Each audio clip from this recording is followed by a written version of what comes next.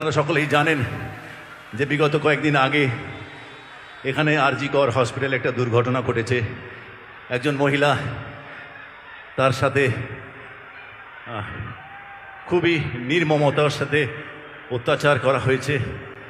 এবং আমি সকালে আজকে সোশ্যালেও পোস্ট করেছিলাম, আবারও বলছি যে আগামী আর কিছুক্ষণ পরে স্বাধীনতা দিবসে আমরা পা দেব, কিন্তু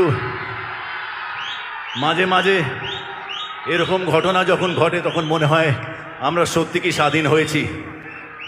তো তাই আমাদের হাতে যতটুকু আছে, আমরা এখানে উপস্থিত যারা আছি তারা সকলেই সেই মহিলা, তার পরিবারের প্রতি, তার আত্মীয় পরিজনের প্রতি আমরা যদি তার পরিবারের শান্তি কামনার জন্য, আমাদের রাজ্যের শান্তির কামনার জন্যে 1 মিনিটের জন্য যদি নীরবতা পালন করি, আমার খুব ভালো লাগবে।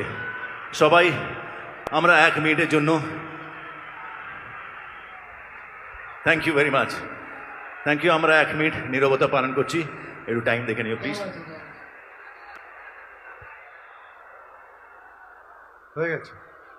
থ্যাংক ইউ ভেরি মাচ, ধন্যবাদ।